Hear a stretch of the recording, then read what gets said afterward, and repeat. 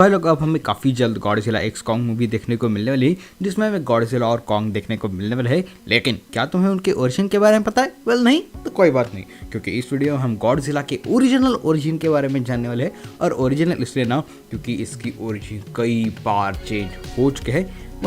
लेकिन इसके पहले मैं आपको एक बात बता दूं कि गॉडजिला ना ये जुरासिक पार्क के डायनासोर से कुछ ज़्यादा ही रिजेंबल कर जाता है। लेकिन हर बड़ी चपकली जैसा दिखने वाला मॉन्स्टर ये इविल नहीं होता।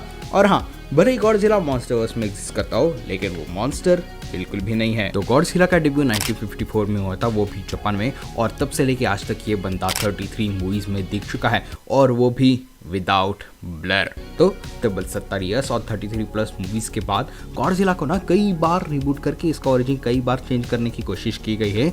लेकिन जब इसे बनाया गया था तब जापान ऑलरेडी वर्ल्ड वॉर 2 के सर्कमस्टेंसेस को झेल रहा था। तो इसके क्रिएटर टोमोयुकी टनाका ने इसी से ही इंस्पायर्ड एक मॉन्स्टर बनाने की सोची, और कुछ इस तरह से हमें अपना गॉडजिला देखने को मिला। लेकिन जितने चाहे ये रिबूट हो जाए, इसका ओरिजिन ना मोस्ट ऑफ एटॉमिक रेडिएशन के इर्द गिर्द ही घूमते हमें नजर आ जाता है, जिसकी इसके पहली मूवी में हमें यह कहा गया था कि एक प्री हिस्टोरिकल रेप्टाइल है, मतलब काफी पुराना जानवर जो यूएस आर्मी के एटॉमिक रेडिएशन में आ गया और गॉडजिला बन गया। जिसके बाद ये जापान पर अटैक किया गया और काफी डिस्ट्रैक्शंस करने के बाद इसे ऑक्सीजन बॉम्ब गिरा के इसको निपटाया गया।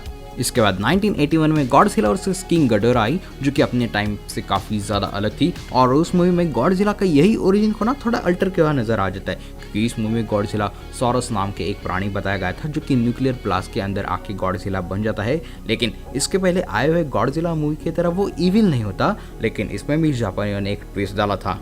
नहीं, उसे ब्लर तो नहीं किया गया था, बल्कि इसमें हमें एलियंस देखने को मिले थे जो टाइम में पीछे जाके सॉरस को एटॉमिक रेडिएशन से दूर कर जाते, जिसके चलते वो कभी आगे जाके गॉडजिला बनाए नहीं, लेकिन उन्होंने किसी और ही क्रिएचर को किंग गडोरा बना दिया, जिस पर जापानियों की फट गई, क्योंकि उनको चाहिए था अब मसीहा। तब वो फिर से वो सॉरस ढूंढ के उसे न्यूक्लियर अटैक करके उसे गॉडजिला बना के किंग गडोरा से उसे लड़वा देते हैं। खैर, लेकिन इसके बाद जापानी गॉडजिला के कई सारी और भी मूवीज आई है, लेकिन वो इतनी ज़्यादा इंपॉर्टेंट है नहीं। जिसके बाद सीधा टाइम जंप होता है 2014 में, जब वार्नर ब्रदर्स ने अपनी गॉडजिला लाई, जो कि सरप्राइजिंगली काफ़ी अच्छी थी। और ऐसा क्यों? तो इसके पहले कई सारे लोगों ने गॉडजिला पे अपनी मूवी बनाने की कोशिश की थी, जो डिक्टो सस्ती जुरासिक पार्क बन गई थी, या फिर उससे भी बेकार।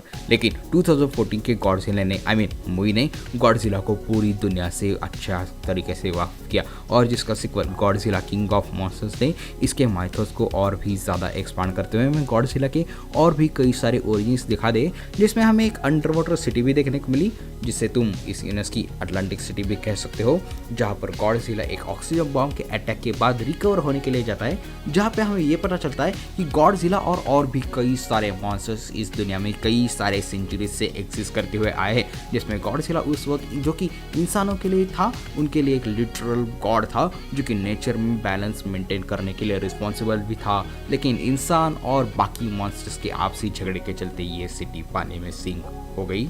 लेकिन इस यूनिवर्स का जो गॉडजिला है ना, इसका ओरिजिन तो ऐसा कुछ बताया गया नहीं है। लेकिन जहाँ तक की बात है, ये न्यूक्लियर रेडिएशन से तो बिल्कुल भी पैदा नहीं हुआ है, क्योंकि वो इस यूनिवर्स में न्यूक्लियर बॉम्बिंग से कई साल पहले से ही एग्जिस्ट करता हुआ आया है।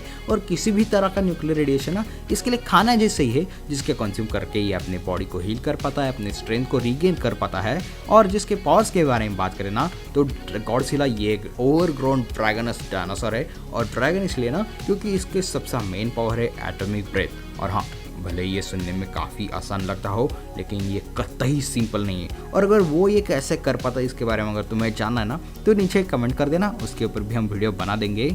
लेकिन भले ये एक मॉन्स्टर हो और इस यूनिवर्स का नाम मॉन्स्टरवर्स हो, लेकिन फिर भी इसमें मॉन्स्टर वाले सभी काम जो है ना, वो इंसान ही करते आए हैं। और हो ना हो, इसके चलते जब इस प्लेनेट का बैलेंस खराब हो जाता है, तो उसे ठीक करने के लिए गॉडजिला आ ही जाता है, क्योंकि वो इस प्लेनेट का बैलेंस मेंटेन करने के लिए रिस्पॉन्सिबल है। और इन्हीं सारी चीज़ों के साथ हम इस वीडियो को यहीं पर रैप अप कर देते हैं। अगर ये वीडियो आपकी अच्छी लगे तो इसे लाइक कर देना, अपने दोस्तों के साथ शेयर करना मत भूलना। और अगर कहीं से भी इस चैनल पे नया है ना, तो चैनल को सब्सक्राइब कर लेना। लेकिन तुम्हें इसका ओरिजिन कैसा लगा और तुम्हें और कौन से ओरिजिन के बारे में जानना है ना, वो मुझे नीचे कमेंट सेक्शन में बताना, हम उसके ऊपर भी वीडियो बनाने की कोशिश करेंगे। और मैं मिलता हूँ आपको अगली वीडियो में, लेकिन तब तक के लिए देखते रहिए वाइल्ड वाइन SJTV।